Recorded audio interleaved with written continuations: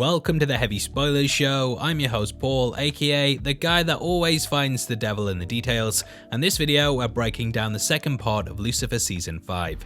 The new entry has a lot to unpack from it, and throughout this video we're going to be recapping the ending, giving our review of the show, and discussing what could be happening next. Full spoilers ahead, so if you haven't had a chance to check it out, then I highly recommend that you check out now. Please drop a thumbs up if you enjoy the video, and make sure you subscribe for breakdowns like this each and every day. With that out of the way, thank you for clicking this. Now let's get into our Lucifer Ending Explained. Okay, so this video is going to be recapping a lot of the season, but if you want to just skip ahead to the ending discussion, then time codes will be linked below. I feel like we have to talk about the overall themes before getting into that, but I'm giving you the free will to decide how you want to watch the video. Now, Lucifer has had a bit of a bumpy ride in terms of release dates. The first part of Season 5 dropped almost a year ago, and since then we've been eagerly awaiting the follow-up. In June 2020, it was announced that the series was being given a 6th season, and both it and Part 2 were filmed together. So everything is in the can, and there's even speculation that the final 10 episodes could be dropping within the next 6 months. However, Netflix may want to put some time between the two entries, just so that fans have something to look forward to. Now, as for the first part of Season 5, it was very much Better the Devil You Know, with the battle between Michael and Lucifer coming to boiling point. The closer that Lucifer got to Chloe, the more vulnerable he became, but when the pair realized he was still invincible, questions over his love for her continued. Chloe very much suspected that subconsciously he no longer had feelings for her, and this is how he was able to withstand being shot by Dan. Michael very much manipulated things behind the scenes and pushed Maze into turning against the character in her quest to find a soul. We discover that this was all tied to Lucifer's ring, which contained a stone from the Garden of Eden. Maze believed that she'd finally be able to get a soul if she was able to get her hands on it, and she joined Michael's side in trying to defeat him. Time was frozen by Amenadiel just as Lucifer was about to admit his love for Chloe, and we discovered that Michael had manipulated him into feeling like his son wasn't a celestial. Amenadiel obviously didn't want to watch him grow old and die as a mortal, and this moment pushed him over the edge. A big battle in slow-mo ensued, and I just want to give myself a pat on the back for going this long without mentioning Mephisto. Anyway, everything culminated with God turning up, and after breaking up the fight, the opening episode of Part 2 focuses on family. It's always family. Now, after being introduced to his grandson, God pulls everyone together for a last supper in which they all attempt to sort their differences out over the dinner table.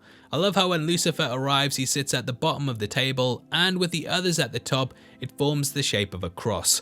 Michael and Lucifer have it out, and it does become slightly easier to see things from the former's point of view. I did actually have difficulty understanding why he hated Lucifer so much, but after hearing how he felt cursed to bear the face of someone whose shadow he would forever live in, it did hint towards his mentality. He's filled with hate, and it becomes clear that this emotion in some ways is due to his dad.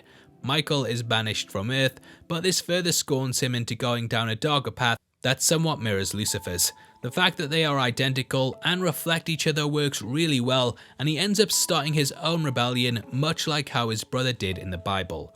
I guess the apple of Eden doesn't fall far from the tree, and it leads to him going on a great Noah's Ark throughout the season. Now, God very much has to confront that he's not been there for his kids, and due to the family being unsure if he even loves them, it shows that he's failed as a father. Which I mean respectfully. Now, he's very much an opposite to Amenadiel, who showcases what it's like to be a dad who would do anything for their kid. God is very much presented with the idea that he's incapable of love, detached by emotion, and therefore unable to get hurt. We see something similar develop in Linda, who of course was looking over her estranged daughter Adriana. She too gets in trouble after doing anything to protect the one that she loves, and it shows that caring for someone ensures that trouble will always follow. Thus, the idea of watching the people you love from afar, similar to how Linda and God do, allows them to remain in control of the situation, and it stops their emotions getting the best of them. Lucifer early on very much adapts this mentality and tells Chloe he can never love her at the end of episode 1, which leads to him being alone and on a path of succession to take the place of his father. Now, even though Lucifer used to be the embodiment of evil, he has a lovely singing voice, and the musical episode is one of the standouts in the show.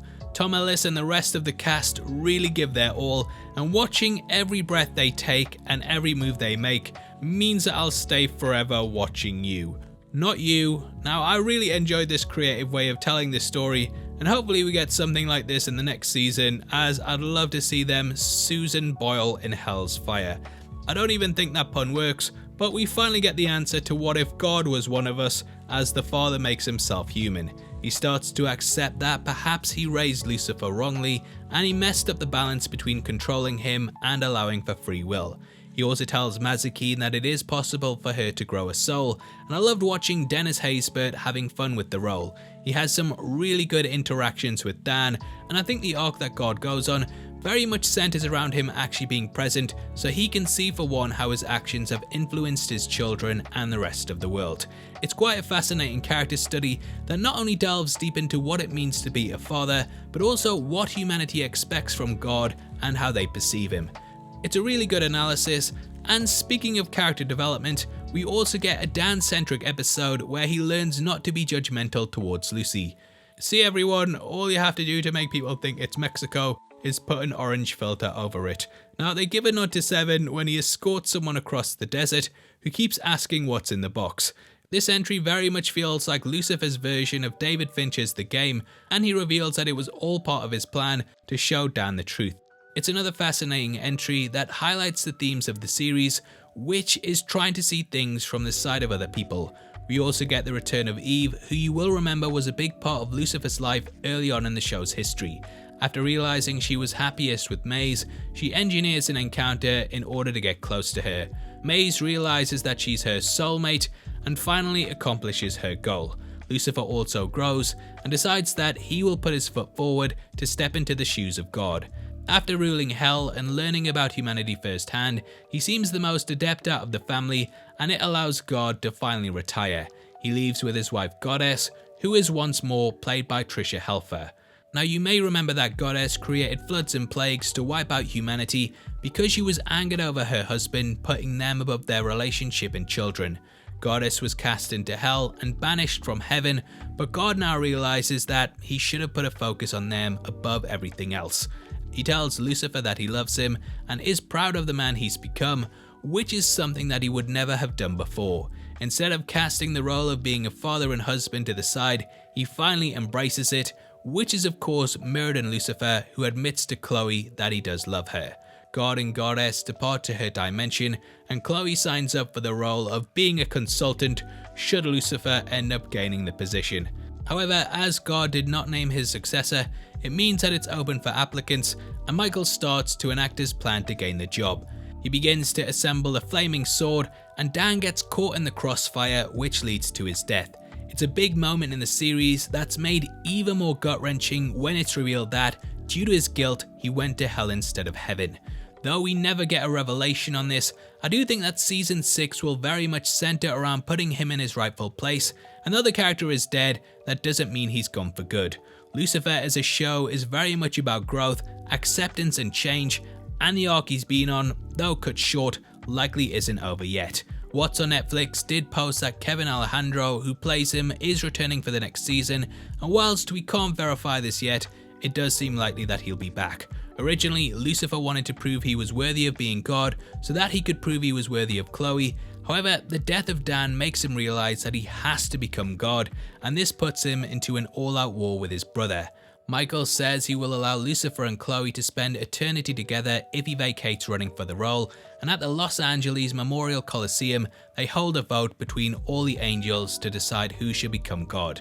With a bit of social distancing, it's revealed that Michael is controlling through fear because he bears the flaming sword. After the angels realize that Lucifer wished to become God because of love, two of them end up switching sides, which stops the vote from being unanimous. Maze arrives with an army, and Michael and Lucifer take on each other man to man, God to God. Now, Lucifer is able to strip the flaming sword from him with the help of Chloe, but Azrael arrives to show that death is imminent and Chloe is killed by Michael. In her final breaths, she says she doesn't blame herself for Dan, which means that her soul gets to go to heaven. Even though he's banished from there, Lucifer travels to the afterlife to find her, having a picnic with her father. He bumps into the character whose soul was damned to hell in the first part of season 5 and learns that he's managed to make it to heaven after facing his guilt. It's a touching moment in which he returns the favour, and Lucifer gives his ring to Chloe, which allows her to go back to Earth. Using the holy artifacts, she's able to kick the crap out of Michael, and Lucifer returns to Earth and forces him to bend the knee. Now, though it's never explained exactly how he came back, the fact that he accepted he loved Chloe and also in some ways accepted the role of God, I think removes his banishment from heaven and means that he can do what he wants. Using the flaming sword, Lucifer cuts off his brother's wings, but he gives Michael a second chance. The angels bow before him, and the season ends with him saying, "Oh my me," instead of "oh my God." This ending of the season of course reflects the opening of part 2, as God stood atop some stairs with the angels before him, much in the same way that Lucifer does here. However, I don't think that it will be all plain sailing, and God himself in the season show that it's impossible to take on this role and to love someone. The main reason that he and Goddess ended up being pitted against one another was because he put the job over her. It was only in retirement that they were able to have a relationship, and I think that Chloe will very much experience the same issues. Being God is of course a powerful position, and I actually feel that it may end up getting too much for Lucifer, and that Amenadiel will take on the role come the end of season 6. I actually have a theory that Lucifer might make himself mortal so that he can have a proper life with Chloe, free of all the trappings, and that will be the conclusion of his arc. Let me know below if you disagree, but we actually already know the titles for all the episodes in season 6. Episode 9 will be called Goodbye Lucifer, with the finale being titled Partners to the End. Thus we can surmise from this that the Lucifer mantle may be dropped and that he will be spending time with Chloe going forward. As great as it would be for him to become God, I just can't see it lasting, and now that he's taken Michael out of the running for it, I think all that remains is for someone else to take over the position. Therefore I think that Amenadiel will become God, Lucifer and Chloe will go off and have their own lives, and in hell, Mazikeen and Eve will reign. Now as for my thoughts on this part of the season, I kinda have mixed feelings about it. To me, it looked like a lot of the finale was impacted by COVID, and at points it felt slightly rushed. There's also things that I've just stopped caring about. I'm being honest, certain things I just don't care about anymore. Unfortunately, I feel that the main story is so strong and clearly where our interest should lie, that anything not focused on it feels like a bit of a drag. There's a couple of murder plots in the season, especially early on, that I just didn't really connect with, and I felt like they were unnecessary filler. Even with appearances by John Glover, I think that it just kinda got in the way, and I would have preferred to have the focus on God and his replacement. They linger quite a lot on the unnecessary, and in the opening of the season, God basically shows up, breaks up the fight, and then it's 30 minutes before we get back into it. Even things like the excellent musical episode are pushed to the side for some investigating, and I feel like most of it could have probably been cut. I know I'll be getting some flames in the comments for saying that, but at this point I'm far more interested in the overarching story than the whodunit of the week. There are certain bits like in episode 3 in which they integrate the plot into the investigations, but when they're standalone I'm not sure how well they work. That being said, it's a nitpick, and it's not like the show doesn't work because of them. The season still gels together really well, and this is probably the most in-depth look that we've had at the characters and the reasons why they've ended up becoming the way that they are. I think Lucifer's overall arc of going from the ruler of hell to heaven has been a good one though, and Tom Ellis as always does a great job of leading the cast and show.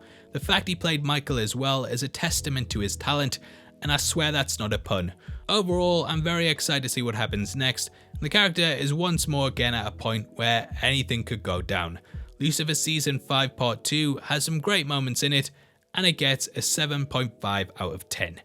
Now obviously I'd love to hear your thoughts on it, so make sure you comment below and let me know. As a thank you for interacting with the video, you'll be entered into a prize draw on the 30th of May, in which we're giving away 3 copies of the Godzilla vs. Kong collection. All you have to do to be in with a chance of winning is like the video, make sure you subscribe with notifications on, and drop a comment below with your thoughts on the season. The winners of last month's competition are on screen right now, so if that's you, then message me on Twitter at HeavySpoilers. If you want something else that's devil related, then make sure you check out our breakdown of The Conjuring, The Devil Made Me Do It, which will be linked on screen right now. We've gone over the entire movie and talked about the real life story that inspired it, so it's definitely worth checking out if you want to know more. With that out of the way, thank you for sticking through the video. I've been Paul, and I'll see you next time. Take care, peace.